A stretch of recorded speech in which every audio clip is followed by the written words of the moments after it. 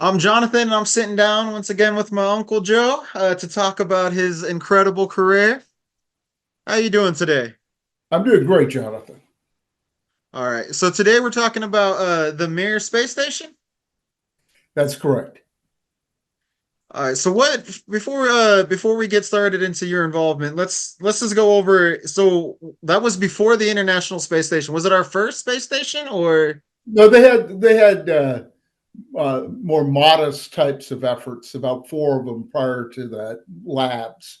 But in terms of what we know as a space station, yeah, it was the first space station, and it was preceded the International Space Station, and it basically was used as a funding source by the Russians to help them meet their obligations on the international On the creation international. of the International Space Station.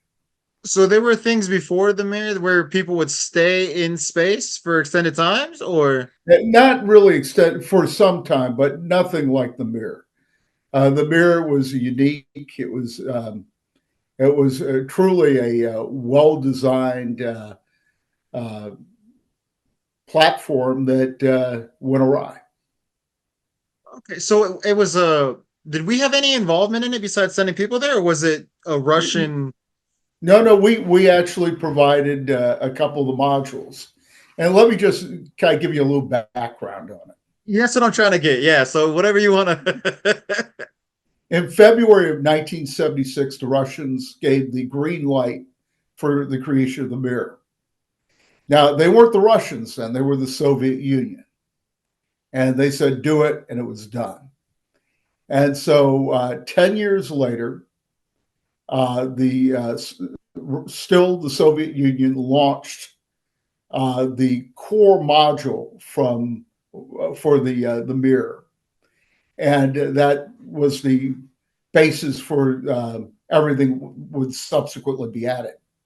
It was launched from the Bakator Cosmodrome in Kazakhstan, and I'll just call it Cosmodrome. And essentially, it was uh, the first step of a much bigger project. Then they added the Caveat 1, which had a docking port at the rear, Caveat 2, the Crystal module, uh, followed by the Spectre docking module, and then finally Parada, which means nature in Russian. We would send out, or they would send out one module, and then they would send out another one and attach them, like Sure, they it was would a dock with very each big other. project, and there was no way of launching the The whole mirror. I thing. mean, it was huge. They had to do it piece by piece. So they were interlinking, basically you were connecting the dots when you were creating the mirror, and you were adding onto it each time you launched. And then on top of that, they had the solar arrays that were around the mirror that actually got them their nickname Dragonfly, because if you looked at the mirror, it looked like a dragonfly in space. And so this started in the 70s. Well, yeah, February 1976, the green light was given. Then they started doing construction, but they didn't launch until 1986, and that was one Okay. module. And yeah, that was the core module. And then the caveat was very important to go up. That was where they did all their astrophysics, but they also had a docking port at the back of the caveat one. And so that's basically how it started to grow. And at this time, what was our relations like with the Soviet Union? Well, remember, this was a period of Glasgow's. We were thawing our relationships with the old Soviet Union. So the Cold War was on the way out. Yeah, you had Gorbachev. He was taking steps. Then Yeltsin, when Russia came about, was really a very principled individual in terms of enlightenment, in terms of wanting to uh, free the people from the shackles they had been under. Unfortunately, he didn't last long. Of course, we know who's running the show now in Russia. Yeah. So this wasn't the era of the space race. This was kind of after all that, and Yeah, what happened was when the Soviet Union broke up, the structure that the Russian space program had, which was laid upon its military and also its member states, just went out the door. For example, Ukraine played a very important part in the Russian mission. Well, suddenly they're an independent nation. As we see, Ukrainians and Russians don't always get along. Yeah. And so they had an automatic docking system that the Russians needed. They got it from Ukraine. Ukraine offered it at a very high price. And we will see where that later led to a disaster in space or a near disaster. And then the Ukrainian Navy, which also included Crimea at that time, they were part of the communication system that the Russians had with the Mir, and that started to fold. Again, the Ukrainians are very proud people, and they were not treated well by Stalin and the Russians, and so there was a lot of hostilities there. Okay. So you said that we also contributed some modules. When did we start doing that? Like when did Uh, the US get involved in the mirror? well, we actually got involved in the Mir, and I'm trying to remember the year. I believe it was 1995 when we first put somebody on the Mir full time, and that I believe So that like was 9 years later? yeah. But we prior to that the doc we were involved in putting the docking module up there. We were involved in putting the Spectre module up there. So we had an involvement with the Mir. And but in terms of a long-term presence, I believe it started in 1995. That we had astronauts like Blaha and Lucid and so forth. And of course, my role with the Mir actually began on February 23rd, 1997, when I was involved with the Russian space program, and the fire broke out on the Mir. So I know Russian astronauts are called cosmonauts, but what is the Russian space program called? Like ours is NASA. What is Yeah, it was Roscosmos is their what they call them Roscosmos? now, Oh, okay. but it's a Russian space program. They have a mission control like we do, and it's called the SOUP. And then they have a Johnson Space Center type place where they train their astronauts. Ours are co-located, and that's called Johnson's Space Center for the United States, and it's called Star City in Russia. And they also have their variation of Kennedy Space Flight Center, and that's the Cosmodrome. That's where they launch all their spaceships from. And so there is a mirror image between the United States and Russia, former Soviet Union. Okay. And at this point, we're really the only two countries kind of like going, right? Like China and stuff, that they're more recent additions to entering Oh space. yeah, at that time, the astronauts that wanted to go into space went through either the United States or they went through Russia. Uh, as of late, Japan's jumped in, India's jumped in, China's jumped in a big way. I believe Brazil is involved, and there are other nations. Of course, the European Union. Now, the European Union did have a program at that time, but they were nowhere uh, comparable to what the United States had or what Russia had. Okay. Yeah, because I knew China and India. I didn't know Japan or Brazil, but I knew they were, doing things now. Yeah, and Uh, the European Union did have a presence even in the 80s, in the and so 80s. Okay. yeah, and so but they were nowhere competitive to Russia or the United States. We were the two primary competitors. Okay. So, yeah, because I saw one of the astronauts that you sent me some things on was British as well, right? So, Michael Foale. Michael yeah. Foale was a dual U.S. British astronaut. Okay. So, when we started going to it's Star City, right?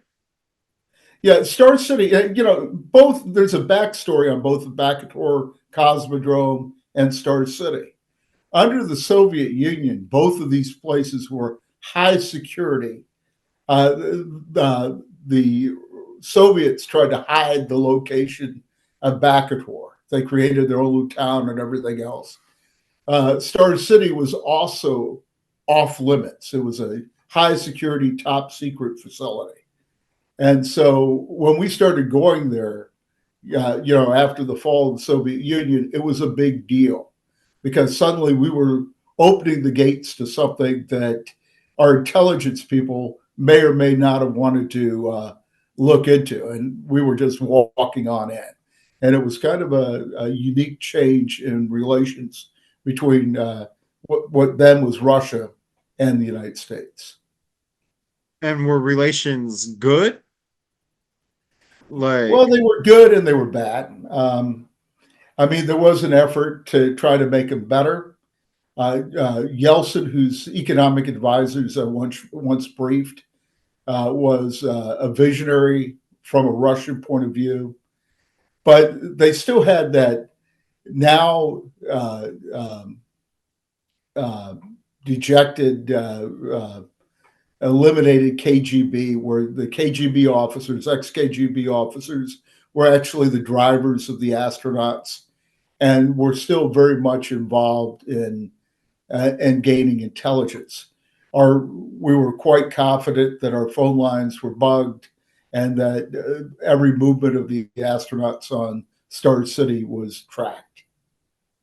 um, this might be a stupid question, but KGB was like their CIA, right? Like it was Yeah, their, KGB was their CIA and they had with spurs their on. They were, operatives driving the astronauts. yeah, and of course we know that Putin was a former lieutenant colonel in the KGB, so it's still pretty much loved over there. Every time you hear somebody eating a Ukrainian sandwich, not Ukrainian, but a uranium sandwich, you can look at Putin and you can look at the extension to the KGB. They were a real ruthless group, far more than our CIA. So did our people know at the time that they were former KGB driving the astronauts, Well, or that's what they told me. So uh, I assume they did, and we there were didn't a find this lot of worrying? things. Huh? We didn't find this worrying? Like, Well, I was more worried about the presence of the Russian mafia on Star City and off of Star City, and that was a real problem. We had vans stolen from on Star City. We had our astronauts' cottages that they lived in burglarized.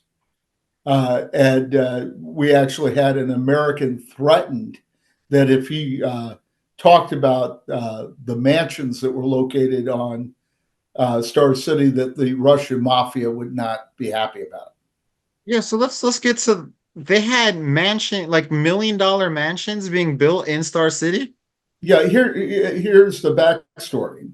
1996, I'm tasked with looking at the $1 million mansions, and then I'm hearing about all these other problems that are going on there, about the presence of the Russian mafia, about reciprocity agreements not being followed between NASA and the United States, where we were paying for the cosmonauts' salaries over here in addition, and they were also receiving their salaries from the Soviet Union, but not so much when our guys went over to Star Cities.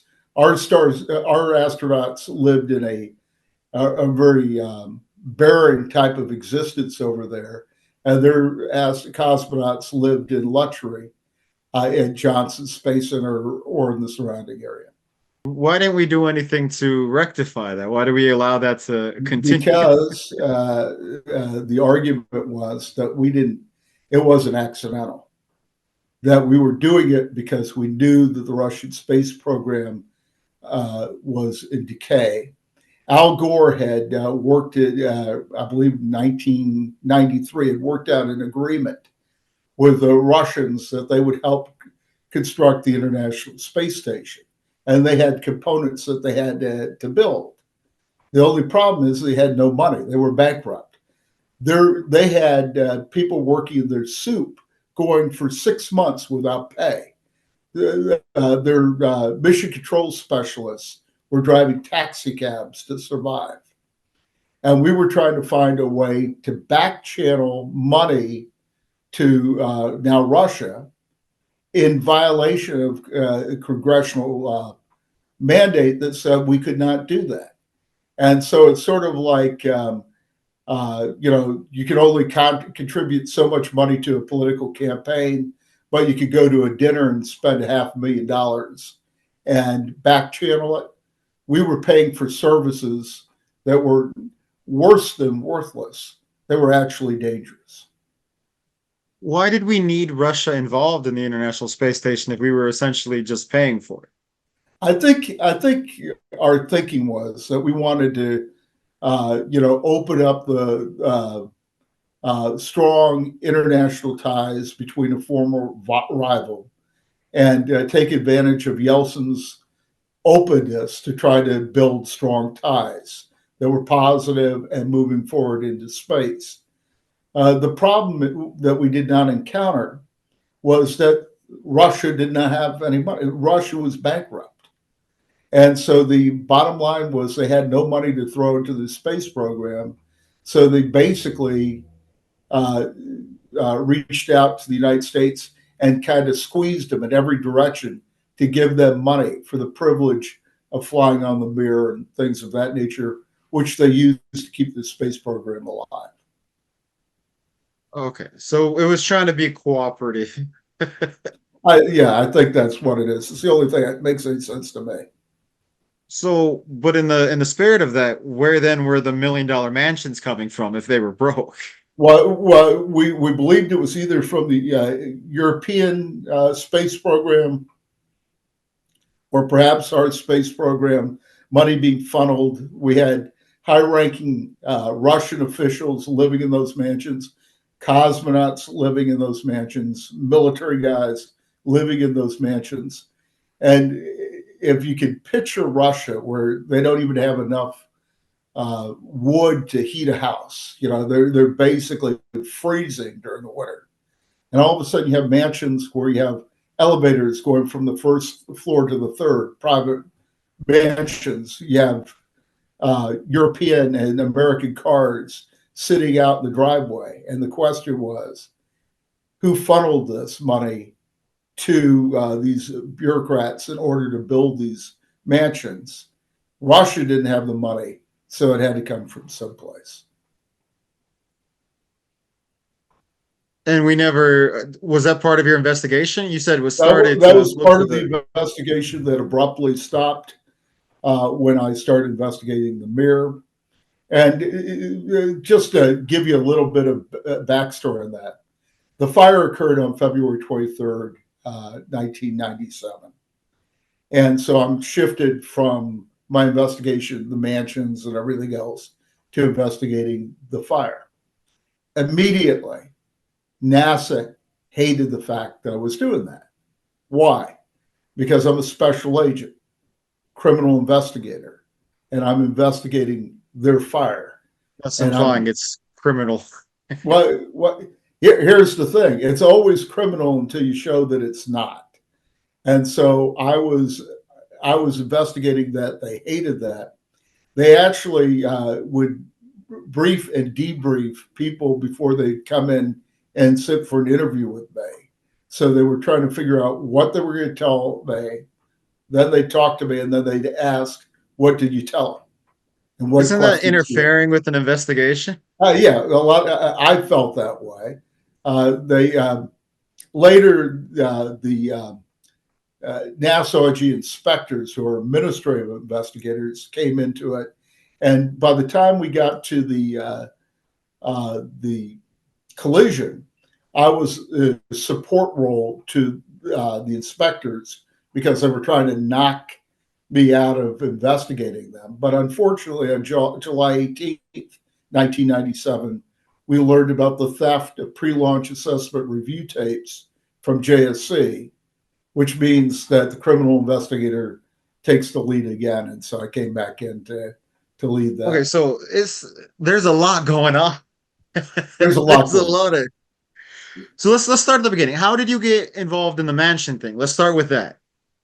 Well, So how did that start? yeah, that was a lead that came in, and can't really talk about the source because the only thing I can't talk about my NASA cases are any confidential sources I may have, and I did Okay. have a confidential source.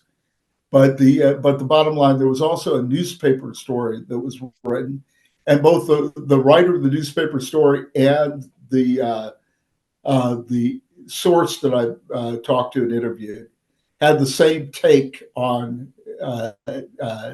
Russia. They were scared to death. They did not want to get involved with this. They were all of a sudden they were the bad guys, and you didn't want to be the bad guys in the eyes of the Russians. So how much, since you were a NASA investigator and this was happening in Russia, how much authority did you have to actually investigate it? Well, in terms of my investigation, I had absolute authority within the OIG arena. Now, did I go to Russia and ask questions there? No, because I probably would be sharing that cell with that reporter right now. So I did all my investigations of the Russian space program from the United States.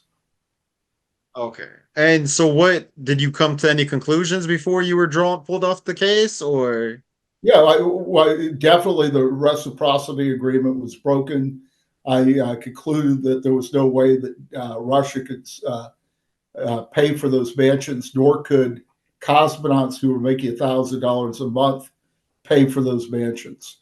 And so the bottom line is the only source of funding would have to be either from the European Union or the United States. That was on the mansions reciprocity agreement. As far as the Russian mafia being present there, that was pretty well established, as was the concerns of the Americans that their homes were being burglarized and NASA vehicles were being stolen and someone on was sites threatened, there. right? Excuse me.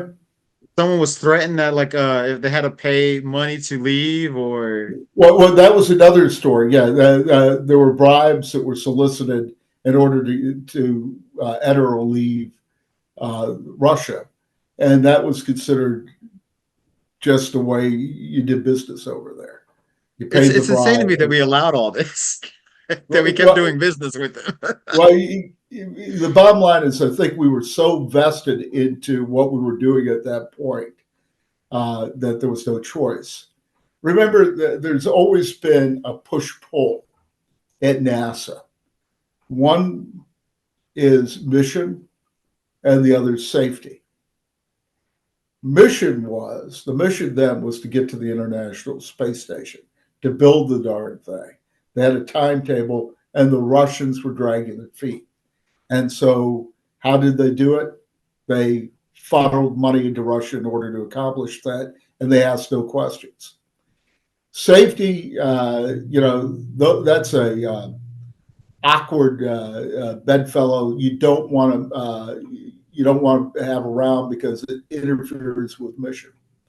Let me give you a little historical Okay. trek here. Back in 1997, I believe it was February 21st, 1967. I'm sorry, we had the Apollo 1 disaster. Right, Apollo 1 is sitting at the launch pad. It's not going to launch. They were just testing it. And they had an electronic ignition system that they generated and oxygen, pure oxygen. Well, oxygen and electricity don't mesh, pure oxygen, because if you trigger the pure oxygen, it's going to cause a fire. NASA had reason to believe that was a problem, but mission trumped safety. And three astronauts, Gus Grissom, White, and Chisholm, uh, and I hope I got those names right, but I'm pretty sure I did. They died. Then we come all the way up to January 28th, 1986. the Challenger launches from Kennedy Space Center, and it blows up shortly after takeoff. They had defective O-rings, and O-rings they have high pressure fuel lines and so forth. If the way I think of an O-ring is sort of like a washer, and they protect against friction and so forth, and prevent against an explosion. Well, the bottom line was that NASA had warnings about this ahead of time, and they ignored them. Because of this, the Office of Safety, Reliability, and Quality Assurance was created. And they started maintaining what they called the pre-launch assessment review tapes, where they candidly talked about safety issues. And we're going to talk about that in a second. And then we shoot ahead to February 1st, 2003. And that was the Challenger disaster. And the Challenger disaster, what happens there? We know that there's a problem with the foam coming off of the rockets and hitting the orbiter. It's a historical problem. It wasn't just that time. It wasn't on that launch. But what happened? Foam broke off and hit shuttle tiles on one of the wings of the orbiter. Made it up into space, no problem. But when they came down, it caught on fire and blew up. Interestingly, the temperature transducers on the Columbia were the first things to show that there was something going wrong. And back in 1991, I investigated defective temperature transducers on the shuttles that actually grounded the shuttle fleet because they had hairline cracks on them. And when you have a hairline crack on a temperature transducer, they're criticality 1-1 item, which means that if they broke off, they got to the propulsion system or something else, it could cause a catastrophe in space. And so fortunately they were working, but unfortunately didn't do any good because at this point, it was just telling us that the Columbia was going to be destroyed. And my youngest son, David, actually had a friend of the Israeli astronaut on board the Columbia, and had gone over to his house. He had come over to our house. The poor guy's father dies, and then a few years later, in 2009, he's flying a jet for the Israeli Air Force, and he also dies. Oh. So, just a lot of tragedies around there. But because of those tragedies, I was always very focused on trying to do my job well and finding out what was wrong with the Mir. And also, Jonathan, I'm a former helicopter pilot. And the day before I was to solo for the first time, I watched my friend rotate to the ground. I was immediately behind him and die. Oh my gosh. And he should not have flown. And the bottom line is, I've always been on the safety end of that because of that reason. So I'm looking at it from, is this safe? Which is, I personally feel, is where it should be. It seems very much like NASA had the ends justify the means. As long as it gets done, whatever it takes to get there is okay. Well, after the Columbia went down, I was then retired, but I actually wrote about this. I actually went to one of the trials where someone had picked up the debris, and I was quoted in USA Today about it.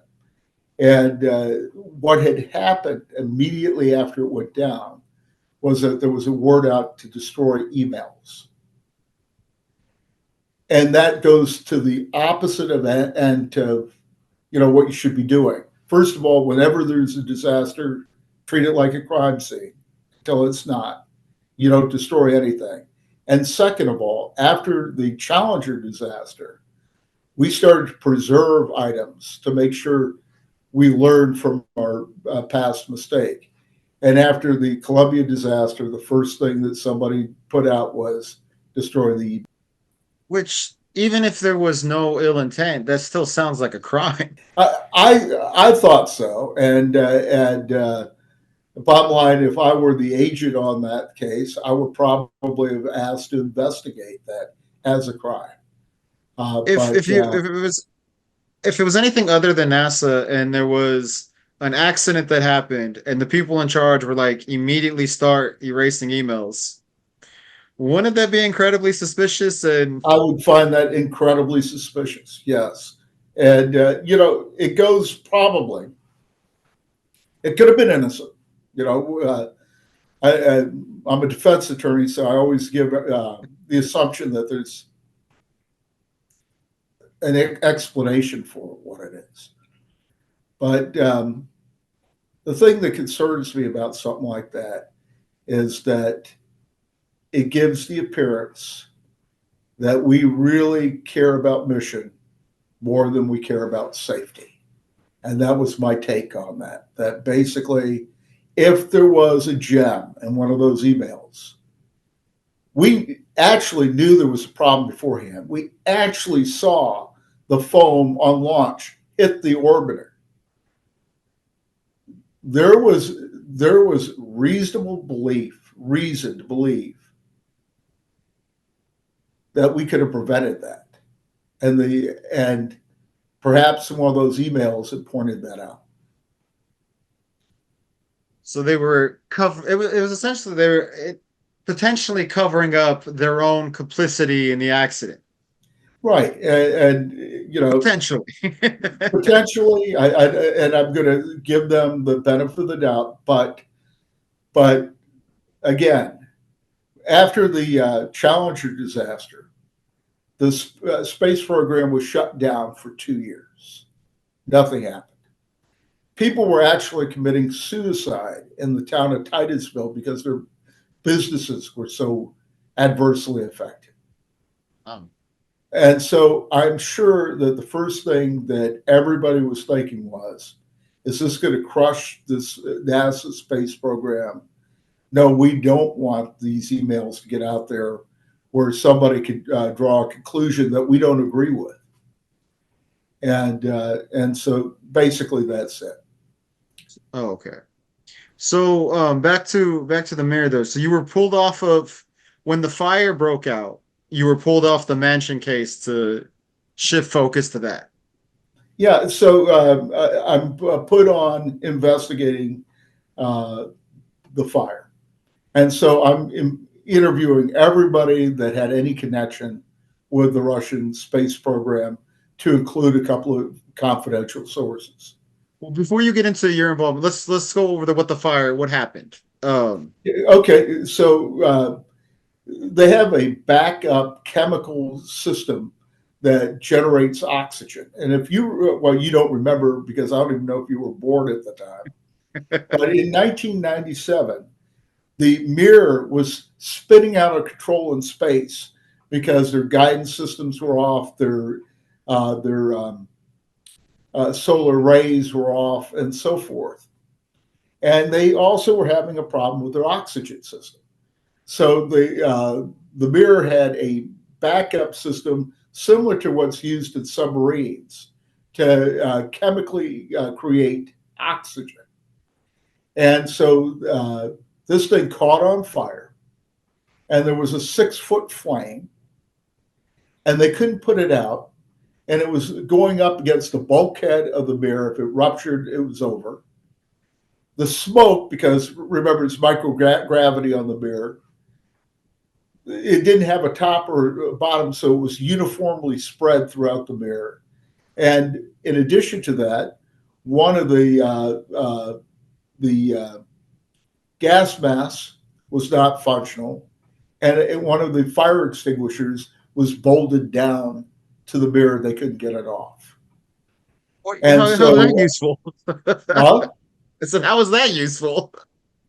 yeah. And well, it's useful because they don't lose it. So, they can account for their inventory.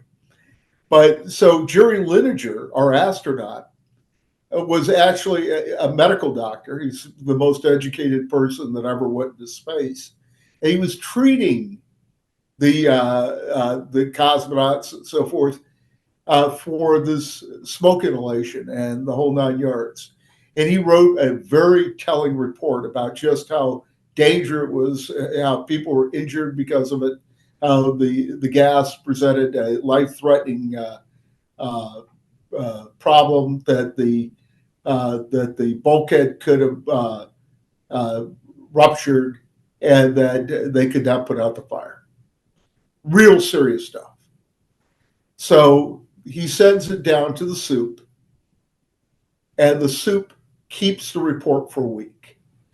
We had American NASA personnel working at the soup. They weren't told for hours that there was a fire. And then when Russia puts out their report, they say the fire lasted for 90 seconds, no big deal. We put it out, nothing to see here. It was a lie. So he was an American astronaut, but he still communicated. The soup ran everything. Mission Control had Yeah, nothing. soup ran. Yeah, so his report went to the soup, was supposed to go to NASA.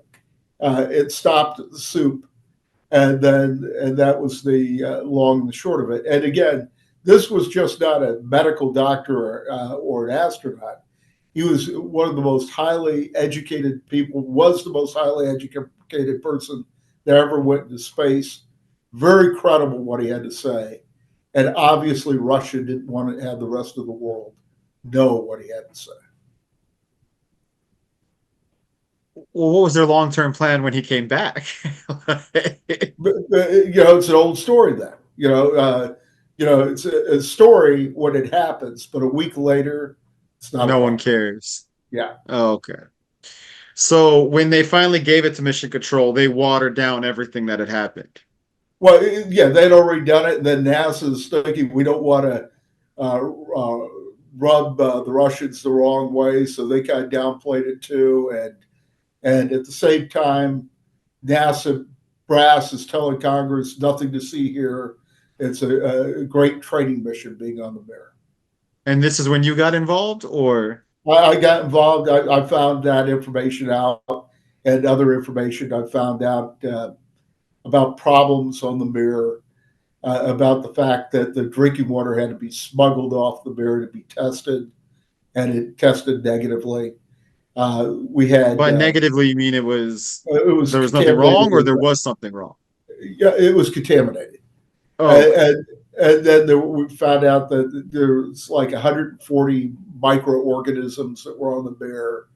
There was mold on the Mir that it created acid that could actually uh, uh, cause rust to decay, or metal to decay. And there was also fungus that had mutated.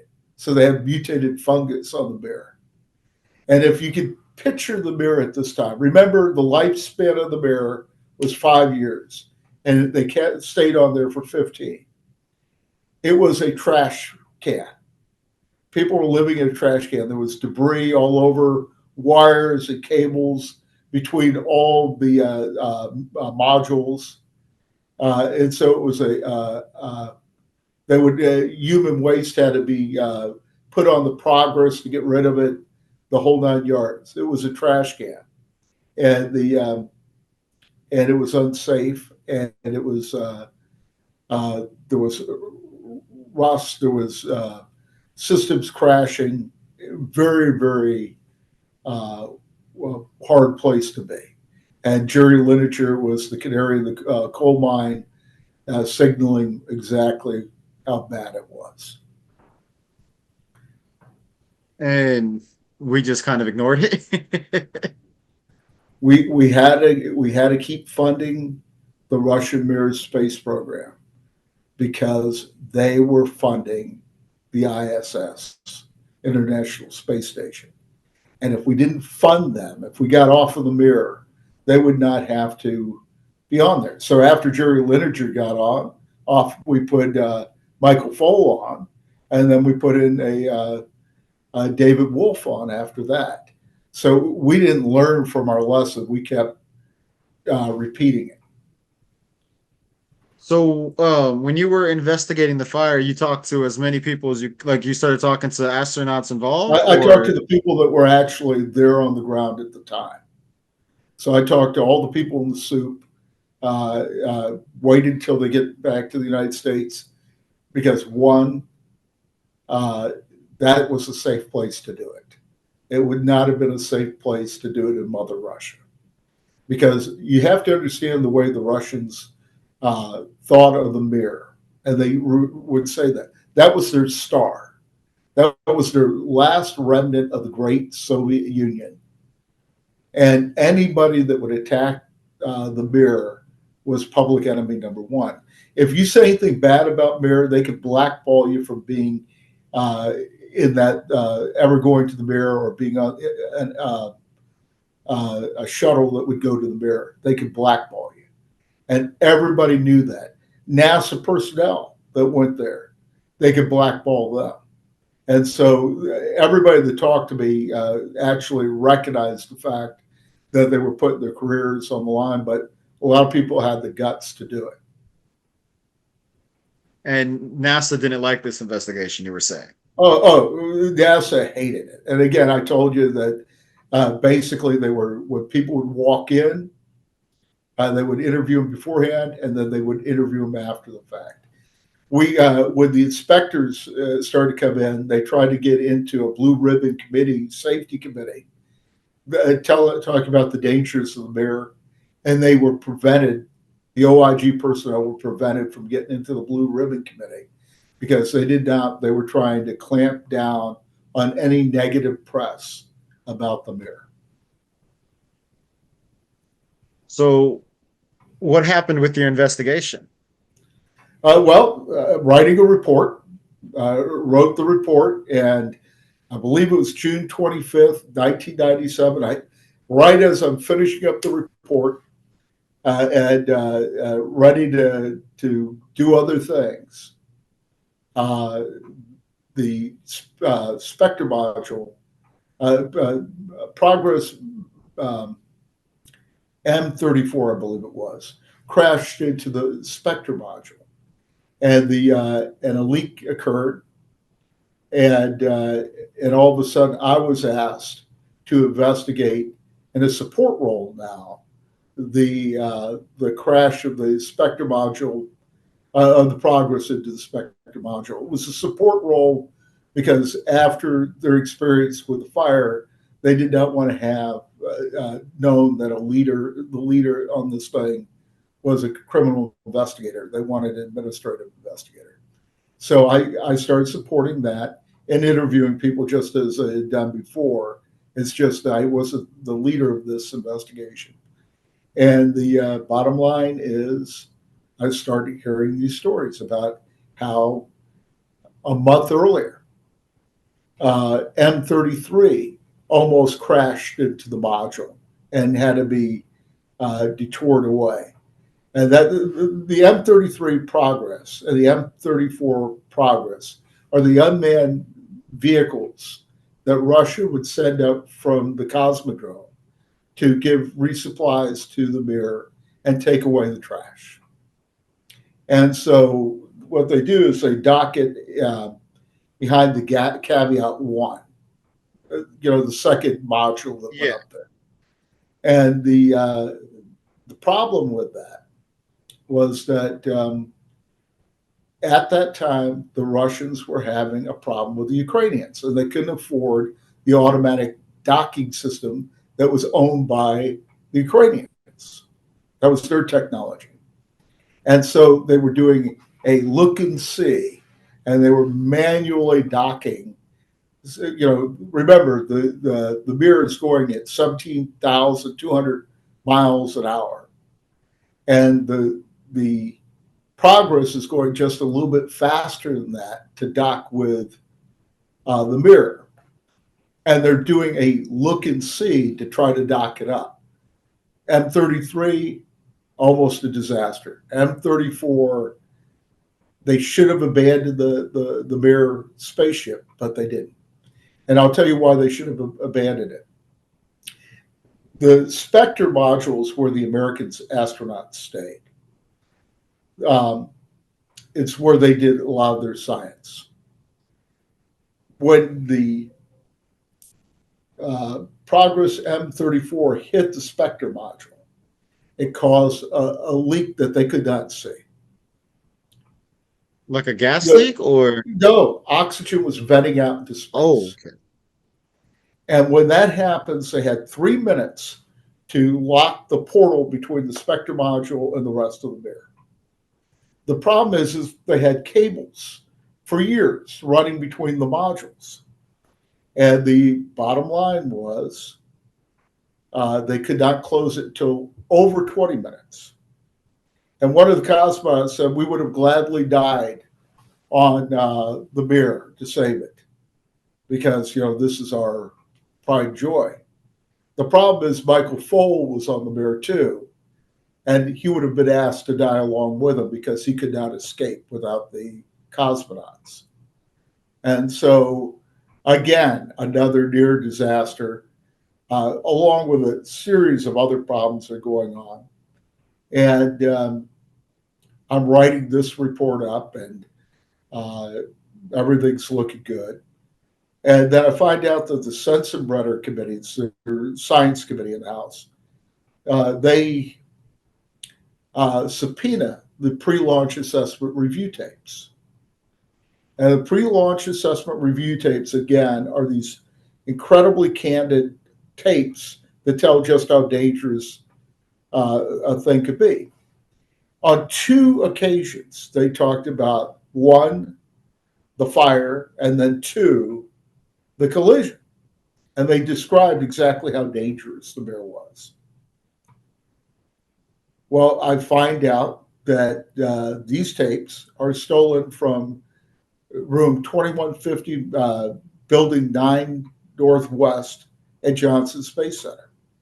And I think I alluded to this in the past, but essentially what that was a room in a fairly secure building. And my first job was to find out who took it. And that's where I found that 5, not cosmonauts, but 5 Russians had been found in that room, somehow gaining access even though the door was locked. And they were simply scooted out. Nobody jotted down their names. Nobody got any information. Bye. Nobody wrote down who they were, just No, 5 Russians? no, 5 Russians. Then I find out that the custodian of the keys is missing one of the keys. Then I find out that NASA security has a master. And of course, there were 2 theories that were offered as to who stole the tapes. These horrible tapes that would make a lie out of everything NASA was saying to Congress about how safe the Mir was. 1, the Russians. Okay, can see that. 2, NASA brass. Can see that. Bottom line, we went, and by the way, this was 4 days after that we found out about it. They sat on this for 4 days. So I come in and I say, you know what, we're going to do something else here, something a little bit clever. I'm going to interview these safety, reliability, and quality assurance personnel, and I'm going to, and individuals from the astronaut office and others that were in on these meetings. I'm going to find out exactly what was said. And so I interview them, and what do I hear? Disaster waiting to happen. They could seal Jerry Lineger's report. Michael Foale should have abandoned the ship. NASA's not being candid with Congress about how dangerous it is. And so I write my report up on that. And so, in essence, I had 4 cases. I had the mansions at all. I had the fire.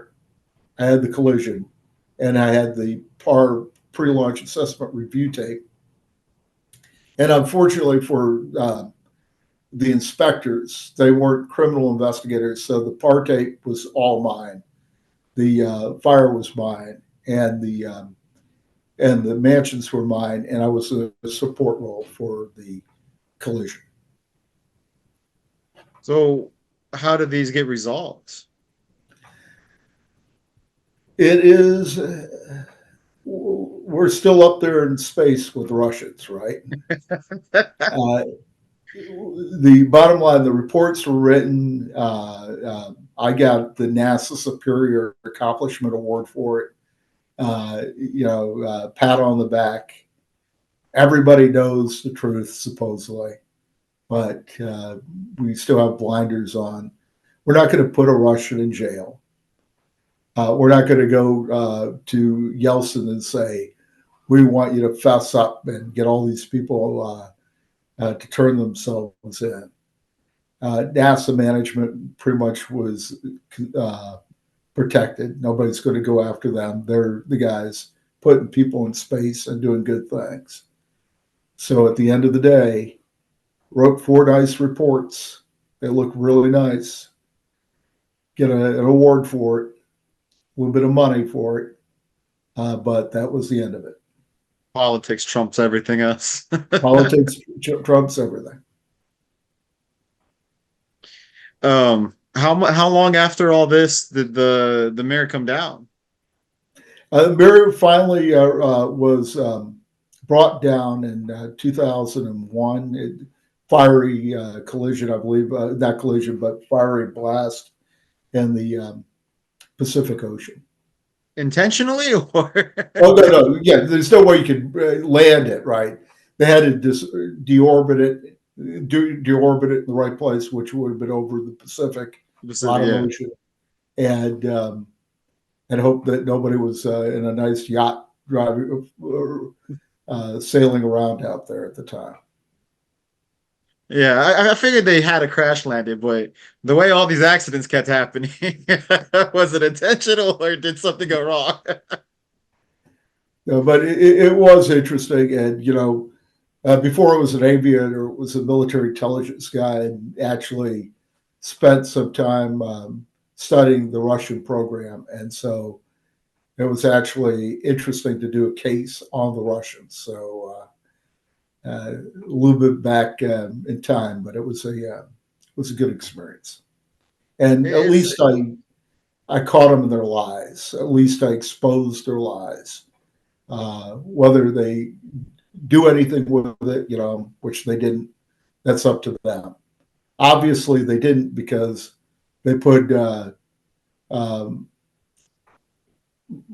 David Wolf on the thing. I believe in 1998 he was in there. So they didn't learn from their lesson. And had that gone down, I'm sure they would have come up with a good explanation to cover their backside. yeah, mission trumps everything. Mission trumps everything. That was in lot though. 4 cases out of 1. Yeah, it was. And again, I'd rather put somebody in jail for it. But the important thing is there's a record. We told the truth. The OIG did their job, and the fact that NASA cut corners. Well, when we go to Mars, I'm sure they'll say it was all worth it, and so we'll see. I understand you can't go after the Russians involved, or if NASA brass was involved, NASA brass, but the security guards who conveniently didn't see anything or let them go. Well, look, they're probably the least culpable of the bunch in this thing because the only thing I was angry about with security was that they took several days to get the reported stolen pre-launch assessment review tapes to me, and that made it a stale. When a crime is committed, you want to know about it within an hour, not within 4 days or 5 days. Yeah. And so that was their shortcoming. I don't know if it would have made any difference because remember they found out about it because the Sensenbrenner committee sent a subpoena, and then they found out they were missing. We don't know how long these tapes were actually missing. And so it could have been 2 weeks, a month. And so that was the problem. Somebody did not want the world to see what the experts were saying about the Mir. That's a lot. So did you like testify before Congress about the things you found, or No, we had parallel investigations. I did my investigation. Congress did theirs. I think oh, we okay, concluded the same thing, but but the they were bottom separate. line, yeah, they were separate. And Congress is political. If I could have found a criminal culprit and he wasn't Russian or bureaucrat, because who knows, uh, I would have put him in jail. If he was a NASA bureaucrat, I would actually love to put him in jail. But there are a lot of roadblocks between that and the reality. Well, this was interesting. Thank you so much for your time. And do you have anything else to say before we wrap up this episode? No, I look forward to talking about the Omniplan case where someone did go to prison. I And look forward to it. yes. Hey, listen, you take care, John. You take care as well. Thank you so much. Bye. Take care.